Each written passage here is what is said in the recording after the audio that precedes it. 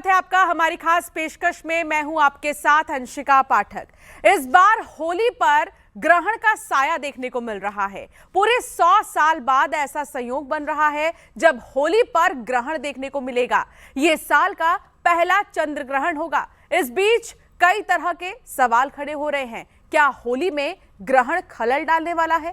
किन राशियों पर इसका सबसे ज्यादा असर होगा? और ग्रहण के दौरान कौन सी चीजें न करें, क्या सावधानियां बरतें, करेंगे इसी पर चर्चा। हमारे साथ स्टूडियो में मौजूद है एक खास पैनल। आज करेंगे चर्चा इस पैनल से और जानेंगे कि ग्रहण के समय किन बातों का ध्यान रखना है। हमारे साथ मौजूद हैं आचार्य प्रतीक भट्ट जी। प्रतीक जी, आपका बहुत स्वागत है हमारे इस खास पेशकश में। हमारे साथ मौजूद है ज्योतिष आचार्य नितिशा मल्होत्रा जी। नितिशा जी, आपका बहुत स्वागत है। और हमारे साथ मौजूद है ज्योतिष आचार्य अलंकृता जी। अलंकृता जी, आपका बहुत स्वागत है। सबसे पहले प्रतीक जी, आपसे यही जानना चाहूंगी कि आखिर ग्रहण का वक्त क्या है और इस बार ग्रहण क्योंकि होली पर पड़ने वाला है तो उसका क्या समय है? देखिए सर, प्रथम तो एक चीज समझ लीजिए, हर पूर्णिमा को ग्रहण नहीं लगता, लेकिन पूर्णमासी को ही ग्रहण लगता है।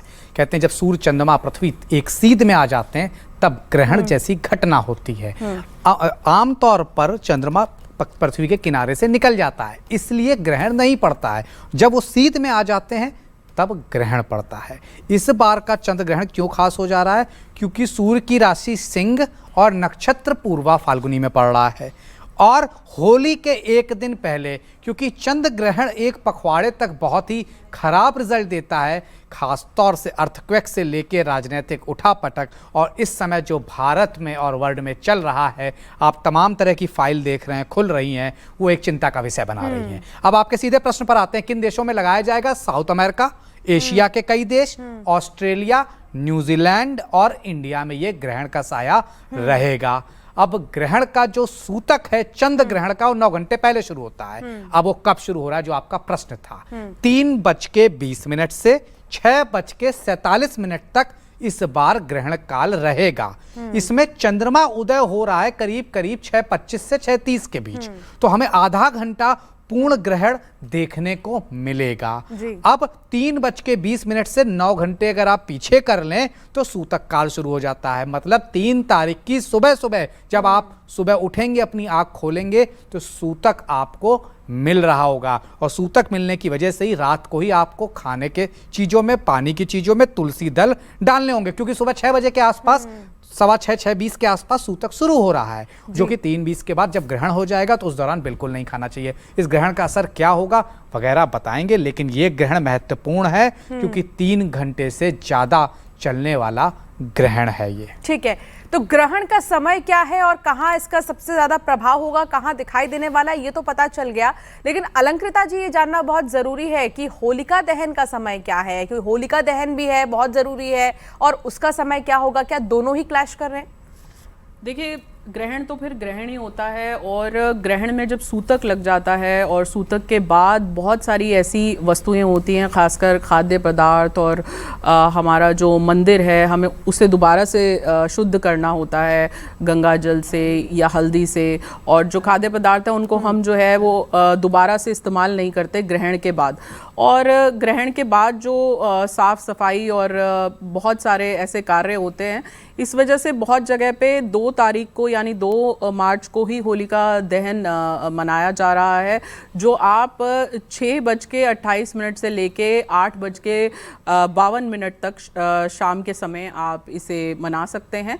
लेकिन बहुत जगह पे ये भी है कि अगर आपको 3 तारीख को भी ये करना है प्रदोष, बस इस बात का खास ख्याल रखें कि जो है वो प्रदोष काल उस समय में हो, और अगर आप करना चाहते हैं पूजा तो जो है 6:30 के बाद से लेके आप 8:51 तक उसे कर सकते हैं होलिका दहन की पूजा को।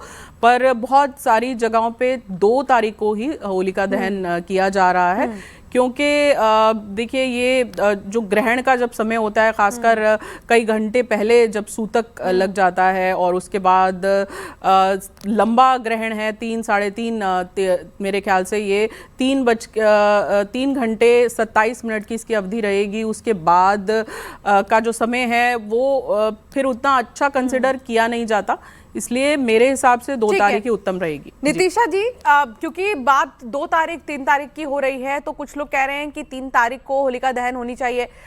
तो कायदे से अगर देखें तो जो ग्रह नक्षत्र और जो मुहूर्त, ये सारी चीजें हैं, वो 2 तारीख को कह रहे हैं कि होलिका दहन है, लेकिन होली क्योंकि 4 तारीख को है तो 3 तारीख में कंफ्यूजन हो रहा है। मतलब ये कंफ्यूजन क्या है? देखिए, सभी को राधे राधे और सभी को जय माँ पीताम्बरा और होली की हार्दिक शुभकामनाएं भी। देखिए, होली का त्योहार, हमारा पंचांग क्या कहता है, हमें पंचांग को देखना पड़ेगा। हाँ। होली का त्योहार क्योंकि मुहूर्त की बात हो रही है तो पंचांग को देखना बहुत ज़रूरी है। हमारा पंचांग कह रहा है कि 2 तारीख को 5:47 पर फाल्गुन माह की पूर्णिमा तिथि लग रही है, जो 3 तारीख की 5:07 पर पूर्णिमा तिथि समाप्त हो रही है। तो 5:47 के बाद ही हमें पूर्णमासी की तिथि मिलेगी, प्रदोष काल मिलेगा, निश्चित काल मिलेगा और 3 पहर मिलेंगे। तो होलिका जो पूजा होती है वो प्रदोष काल के समय होती है, इसलिए 3 तारीख को हमें प्रदोष काल मिल ही नहीं रहा है, तो प्रदोष काल हमें 2 तारीख को मिल रहा है। लेकिन इस दिन भद्रा भी है। अब भद्रा लगने के कारण, क्योंकि शास्त्र कहता है भद्रा लग जाए तो आप होलिका दहन नहीं कर सकते, लेकिन इसमें भी शास्त्र कहता है कि अगर भद्रा पूछ की तरफ लगी हो तब आप होलिका दहन कर सकते हैं। प्रतीक जी, ग्रहण है क्योंकि, और ग्रहण अपने आप में एक भारी भरकम शब्द। सवाल ये है कि आखिर ग्रहण के समय किन चीजों का ध्यान रखा जाए, किस राशि पर ये सबसे ज्यादा असर डालने वाली है? प्रतीक जी।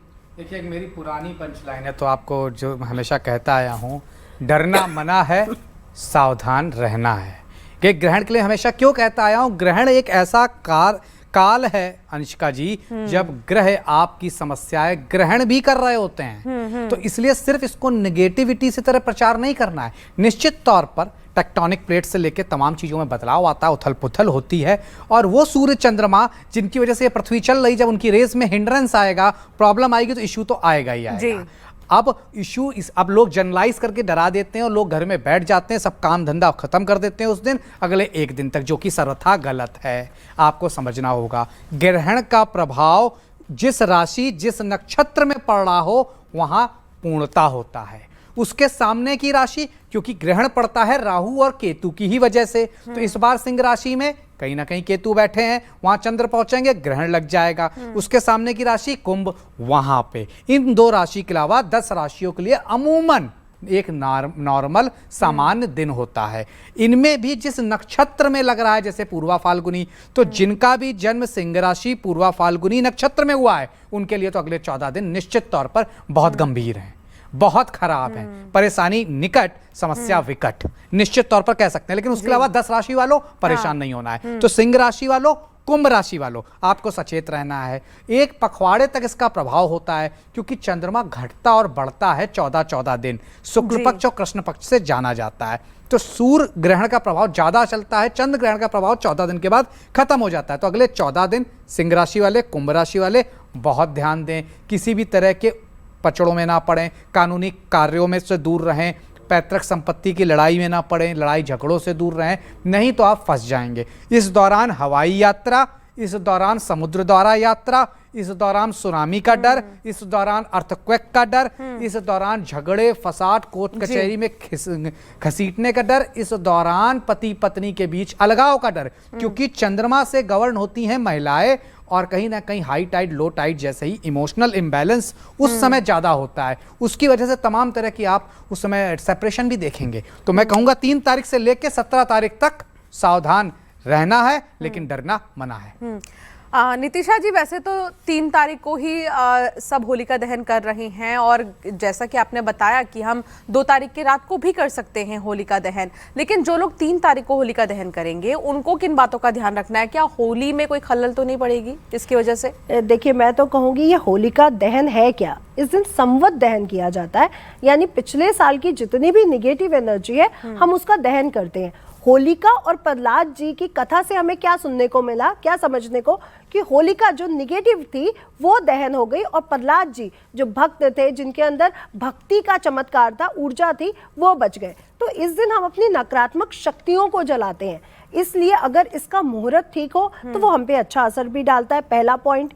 दूसरा, इस दिन हम अनाज से पूजा भी करते हैं। आपने देखा होगा कई लोग गन्ने लेके जाते हैं, कई लोग कुछ खाद्य सामग्री लेके जाते हैं, तो अनाज की पूजा का भी विशेष महत्व है, खील तक जलाते हैं कई लोग। तो जब हम उनको भोजन दे रहे हैं, खील दे रहे हैं, गन्ना दे रहे हैं, तो वो भी तो मुहूर्त के अंदर में आना चाहिए। 3 तारीख को कोई भी मुहूर्त नहीं है, सिर्फ आप 3 तारीख की रात को निश्चित काल पकड़ सकते हैं 12 बजे और 9 बजे के बाद, क्योंकि चंद्र ग्रहण का साया है। ग्रहण के बाद का समय आप होलिका दहन कर सकते हैं, लेकिन उचित जो शास्त्रों में लिखा है, जो पंचांगों में लिखा है, और 5 पंचांगों में लिखा हुआ है, मैं 5 को पढ़ के आई हूँ, 5 में यही लिखा है कि 2 तारीख को होलिका दहन होना चाहिए और होली जो खेली जाएगी काशी में वो 4 तारीख को खेली जाएगी। अलंकृता जी, सावधानियों के बारे में तो हम चर्चा कर ही रहे हैं कि ग्रहण है तो बहुत विशेष ध्यान देना है। किन राशियों के लिए आपको लगता है कि इस बार का ग्रहण बहुत ज्यादा प्रभाव नहीं डालने वाला है, कि ये राशियां निश्चिंत रह सकती हैं? देखिए, बहुत अच्छी बात बताई अभी प्रतीक जी ने कि डरना जो है वो मना है और डर के आगे जीत भी है। तो देखिए, कहीं ना कहीं जब ग्रहण लगता है और ख़ासकर चंद्र ग्रहण होता है तो इमोशनल बॉडीज़ में, यानी हमारी इमोशनल सेल्फ में थोड़ा सा फ़र्क तो आता ही है, क्योंकि हम 70% जो है वो जल के बने होते हैं और 70% हमारी पृथ्वी में भी जल है। आपने देखा है जब पूर्णिमा होती है तो टाइड्स आते हैं, और अब तो ये जब ग्रहण के बाद आप इमोशनल फ्लक्चुएशन देख सकते हैं, जिनमें डिप्रेशन है वो और बढ़ेगा, जिनमें गुस्सा है वो और बाहर निकल के आएगा, जो इमोशनली स्ट्रांग नहीं है वो और इमोशनली डिसबैलेंस होंगे। तो यहाँ पे सभी राशियों में इस बात का खास ख्याल रखें कि स्टेबिलिटी से जो कार्य कर रहे हैं उसे करते रहिए। आप मूड के हिसाब से अपनी किसी कमिटमेंट को मत करिए, क्योंकि कमिटमेंट आपके काम की है तो वो आपको अपने कमिटमेंट के हिसाब से करना पड़ेगा, मूड के हिसाब से नहीं। उसी प्रकार से रिश्तों में भी जो है वो दिक्कत आ सकती हो, क्योंकि जैसे ही मूड स्विंग्स होते हैं खासकर औरतों में, तो कहीं ना कहीं हार्मोनल और मूड स्विंग्स की वजह से घर में जो है तनाव की स्थिति बन जाती है। तो वहाँ पे थोड़ा सा जो इमोशनल राशि है, जैसे कर्क राशि हो गई या आपकी कन्या राशि हो गई, और कहीं ना कहीं जो एक्वेरियंस हैं यानी कि जो उनको थोड़ा सा संभल के चलने की ज़रूरत है, और अपने आप को जो है वो अपने शब्दों को आप सोच समझ के प्रयोग करें, अपने रिश्तों को जो है संभाल कर रखें। प्रतीक जी, आपसे समझना चाहूंगी मैं कि कुछ राशियों के लिए तो अच्छा ही प्रभाव ये ग्रहण जो है देने वाला है, लेकिन जो बाकी की राशियां हैं उनके लिए क्या उपाय हो सकते हैं? वो ऐसा क्या कर सकते हैं जिससे कि उन पर बहुत प्रभाव ना पड़े चंद्र ग्रहण का? देखिए, सीधी सी बात, सिंह राशि और कन्या राशि, कुंभ राशि वाले पहले सुने। सिंह राशि मतलब आपकी राशि में समस्या है। ग्रहण किसको लग रहा है? चंद्रमा को। किस राशि में? सूर्य की राशि में। तो सर्वप्रथम क्या करें? 6 बजे के पहले उठें और जलाभिषेक शिव जी को करें। उसी के साथ साथ चंद्रमा को ग्रहण लग रहा है तो शिव तांडव स्तोत्र का पाठ या फिर शिव चालीसा का पाठ कंटिन्यूअस करते रहें। और चंद्रमा को ग्रहण लग रहा है, ये सारे राशि वाले करेंगे ओम श्राम श्रीम श्रोम सह चंद्रम सह नमा। ओम श्राम श्रीम श्रोम सह चंद्रम सह नमा। ये 12 की 12 राशि वाले इसका उपाय कर सकते हैं, लेकिन सिंह और कुंभ वाले शिव तांडव स्तोत्र और शिव चालीसा का पाठ करें। जिनके ऊपर भी जिनका चंद्रमा कुंडली में राहु केतु के साथ है उन्हें रुद्राष्टक का पाठ कर लेना चाहिए, अंशिका जी। और ये जब ग्रहण खत्म हो जाए संध्या काल को, उस समय मंदिर वगैरह धुलेंगे सब, तब आप जाइए, दही से अभिषेक करिए शिव जी का, फिर जलाभिषेक करिए शिव जी का, और दूध दही चावल जो चीज़ चंद्रमा को प्रिय है उसका दान कर दीजिए। तो 3 तारीख को 6:47 के बाद आप इन चीज़ों का दान करिए। कोई भी समस्या जीवन में चल रही, क्योंकि चंद्रमा मन है, चंद्रमा मनसो जातका, और मन के हारे हार है, मन के जीते जीत है। अगर मन कंट्रोल में आ गया तो जन कंट्रोल में आ गया, तन कंट्रोल में आ गया। तो निश्चित तौर पर मन को मनाइए। इसलिए इस दौरान ज़्यादा से ज़्यादा ओम नमः शिवाय का पाठ, मेडिटेशन करने का प्रयास करें, और 6:46 के बाद 6:46 के बाद निश्चित तौर पर दान चंद्रमा की चीज़ें जो कि सफ़ेद होती हैं वो करिए। नितिशा जी, वैसे तो कहते हैं कि चंद्र ग्रहण या कोई भी ग्रहण हो तो उस समय शुभ कार्य नहीं करना चाहिए, लेकिन मान लीजिए किसी की बिजनेस मीटिंग है, उन्हें रात को ही निकलना पड़ गया, मान लीजिए किसी की डिलीवरी डेट है और उसे उसी दिन जाना पड़ गया। गर्भवती महिलाओं के लिए भी कहा जाता है ग्रहण के समय नहीं जाना चाहिए। होलिका दहन है तो हर कोई चाहेगा कि नए कपड़े खरीदने हैं, सारी चीजें हैं, रात का वक्त मिलता है, गए शॉपिंग के लिए आ रहे हैं, नए कपड़े लेकर घर में आ रहे हैं, तो ऐसे में ये कैसे इस चीज का ध्यान रखा जा सकता है? देखिए, ब्रह्मांड में कोई भी घटना रची जा रही है तो उसका इम्पैक्ट जलवायु पर, जनजीवन पर पड़ेगा।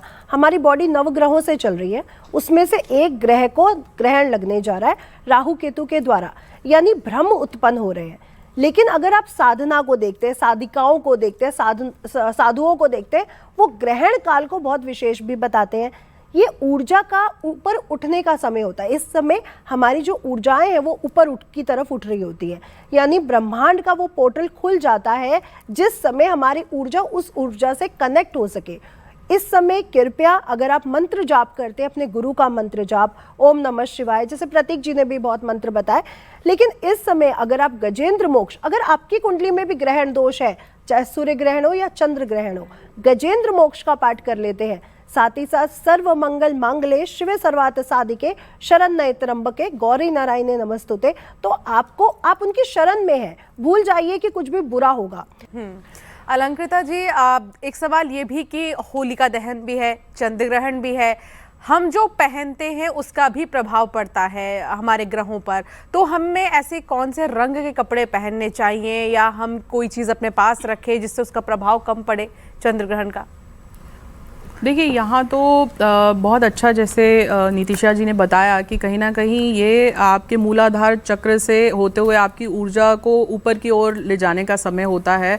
और हमारे सभी के अंदर जो सातों चक्र हैं उनके 7 रंग हैं और रंगों का ये त्यौहार है। अभी देखिए, जब हम रंगों से खेलते हैं चक्रों, इस समय पे हम अपने चक्र जो हैं वो जागृत कर सकते हैं। अपने राशि के अनुसार हम रंग को धारण कर सकते हैं। और जैसे कि अगर हमारी आप वृष राशि के हैं तो आप हरा रंग डालिए, अगर आप सिंह राशि के हैं तो आप पीला या नारंगी रंग डाल सकते हैं। आप की राशि अगर मून से जुड़ी हुई है तो आप सफ़ेद रंग धारण कर सकते हैं। तो आप राशि के अनुसार रंग धारण करिए। और सिमिलरली आप जो है, देखिए सूतक लग जाता है तो सूतक में बहुत सारी चीज़ें जो है वो निषेध होती हैं, आपको नहीं करनी होती उस समय पे। लेकिन जो जैसे ही ग्रहण समाप्त होगा उसके बाद आप दान करते हैं। आप ग्रहण के समय जो है वो जब कर रहे हों, अंतर्मुखी होकर जब कर रहे हों, वो समय फिर लौट के नहीं आता, क्योंकि ये अब जो इस तरह से ये जो ग्रहण का समय पहली बार ऐसा हुआ है कि बहुत वर्षों बाद होली के समय ग्रहण लग रहा है, तो वो उसका अर्थ यही है कि कहीं ना कहीं आत्म संवाद, आत्मचिंतन, आत्म चेतना को जगाने का समय है और आपसी संबंधों को बेहतर करने का समय है। कहीं ना कहीं आपने मन में अगर बहुत अपने कोई भी आपके मन के अंदर इस तरह की कोई कुंठा है या किसी के प्रति द्वेष या विरोध भाव है, उस भाव को मिटाने का समय है। क्योंकि होली पे तो अक्सर जो लोग आपस में दुश्मन भी होते हैं वो भी जो है वो समझौता कर लेते हैं, या बहुत समय से आप किसी से नाराज़ हैं, किसी से नहीं मिले, तो 4 तारीख को अपने मन से जो है वो माफ़ कर दीजिए, अपने एंगर को रिलीज़ करिए, अपने सेल्फ को जो है कहीं ना कहीं एक रियलाइजेशन पॉइंट पर लेकर आइए। आप जिस भी धर्म के हों उस धर्म में आप अपनी आस्था को जगाएं और कहीं ना कहीं ये समय जो है ये अंतर्मुखी होकर व्यतीत करें। प्रतीक जी, वैसे तो चंद्र ग्रहण है और हम इस पर चर्चा भी कर रहे हैं कि किन सावधानियों को हमें ध्यान में रखना चाहिए, लेकिन इसका प्रभाव कितना रहने वाला है प्रतीक जी, ये समझना ज़रूरी है। क्योंकि कुछ ग्रहण होते हैं जिनका पूर्ण रूप से प्रभाव होता है, कुछ ग्रहण होते हैं जिनका कम प्रभाव होता है थोड़ा, तो इसका कितना प्रभाव होगा जो इस बार ग्रहण होने वाला है? फागुन मास की पूर्णिमा है, पूर्ण प्रभाव होगा इसका। और कहते भी अगर एक पखवाड़े में 2 ग्रहण आ जाए, एक सूर्य और एक चंद्र, और दोनों ही दिखते हों, तो दोनों इत्तेफाकन भारत में तो नहीं दिखते हैं, लेकिन सूर्य और चंद्र दोनों ही साउथ अफ्रीका में, अमेरिका में ज़रूर दिखे, तो वहाँ प्रॉब्लम गंभीर होगी। मैक्सिको का एरिया, ब्राज़ील का एरिया, लेकिन चंद्रमा खास तौर से, क्योंकि कहीं ना कहीं इसी के इर्द गिर्द सारी गणनाएं होती हैं, गोचर से लेके आपके नामकरण तक की, तो निश्चित तौर पर ये भारत के लिए भी अच्छा नहीं है। तो अगले 14 दिन अनुष्का जी, इस दिन से निश्चित तौर पर राजनेताओं को, किसी महिला को, उसी के साथ साथ तमाम तरह के नए रहस्योद्घाटन होंगे, नए रहस्य सामने आएंगे और किसी बड़े राजनीतिक व्यक्ति को भी हानि हो सकती है। इस दौरान जो समुद्र तट के किनारे रहते हैं लोग, उनको गंभीर नुकसान हो सकता है। जिनकी भी राशि सिंह है, कुंभ है, उनको गंभीर नुकसान हो सकता है। नुकसान क्या होगा? देखिए, सूर्य की राशि में तो पद का नुकसान हो सकता है, सूर्य की राशि में तो प्रतिष्ठा का नुकसान हो सकता है, चंद्रमा कमजोर है इसलिए मन का नुकसान हो सकता है, माता का नुकसान हो सकता है और पढ़ाई में दिक्कतें बच्चों को आ सकती हैं। उसी के साथ साथ चंद्रमा ग्रसित होने की वजह से विवाह में दिक्कतें, अच्छा खासा जिंदगी चल रही थी, अचानक से रुक गई। ऐसा कुछ हुआ कि नौबत सेपरेशन तक की आ गई। तो ये सब स्थितियां, जिनके डाइवोर्स फाइल हो रहे थे, वो अचानक ही ऊपर चले गए और तेजी से स्थितियां और गंभीर हो गई रिश्तों में, क्योंकि रिश्ते खास तौर से महिलाओं को रिश्ते चंद्रमा से देखे जाते हैं और ये यहाँ पे सबसे ज्यादा नाजुक स्थिति में दिखता है। महिलाओं के पिता को भी कष्ट हो सकता है क्योंकि चंद्रमा सूर्य की राशि में है। तो ये सब चीजें देखनी होंगी। उसी के साथ साथ खास तौर से जब भी चंद्र ग्रहण आता है तो दो चीजें तो निश्चित हैं, एक पानी से खतरा, दूसरा भूकंप, जिसकी भविष्यवाणी तो मैं अभी कर रहा हूं। ये आना ही आ रहा है 18 मार्च के पहले पहले। बिल्कुल। और वाकई में दान का बहुत ज़्यादा महत्व होता है और अगर आप दान करते हैं तो ये आपके लिए बहुत खास रहने वाला है। हमारे धर्मशास्त्रों में दान को बहुत महत्व दिया गया है कि अगर हम लोगों की मदद करते तो प्रकृति हमारी मदद करती है। इसलिए जब चंद्र ग्रहण लग रहा है, चंद्रमा को ग्रहण लगाया जा रहा है, हम उनसे संबंधित चीजों का अगर दान करेंगे तो उस ग्रह को बल मिलेगा। अब उस ग्रह को बल मिलेगा तो हमारी कुंडली में भी वो ग्रह अच्छा असर देगा। इसलिए अगर आप दूध का, चांदी का, चावल का, चीनी का दान कर देते हैं तो बेहद शुभ रहेगा। अब आप कहेंगे चांदी कैसे दान की जाए?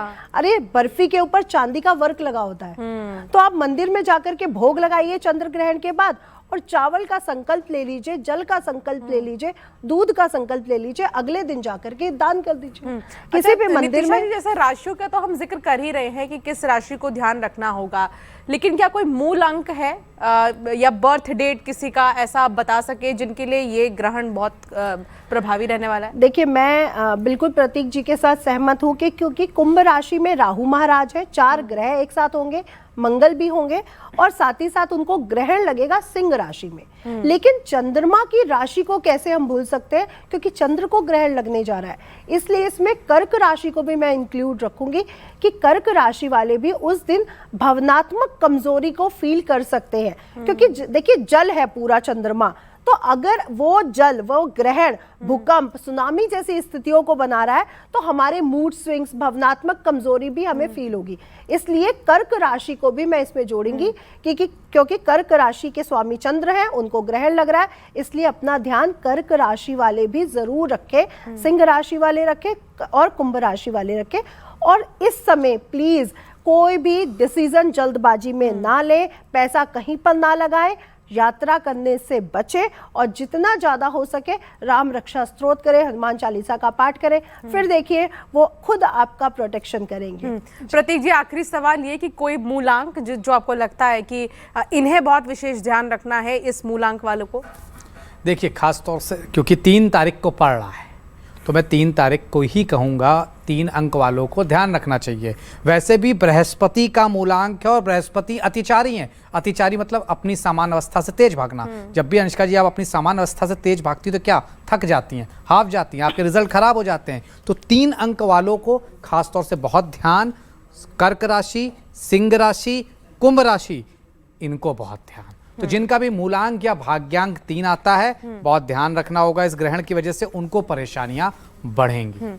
बहुत शुक्रिया आप सभी का हमारे साथ जुड़ने के लिए। तो ये विशेष ध्यान आपको रखना है, कुछ राशियां हैं उन्हें कुछ उपाय बताए गए हैं, वो उन उपायों को जरूर अपनाएं, क्योंकि चंद्र ग्रहण और होलिका दहन अगर आप दोनों ही एक दिन देख रहे हैं तो दोनों का ही विशेष प्रभाव जो है पड़ने वाला है। तो इसलिए दान भी करें, दान भी बहुत ज्यादा खास माना गया है। और आप सभी को होलिका दहन और होली की ढेर सारी शुभकामनाएं। आप सभी का बहुत शुक्रिया हमारे साथ जुड़ने के लिए। हमारी खास पेशकश में इतना ही।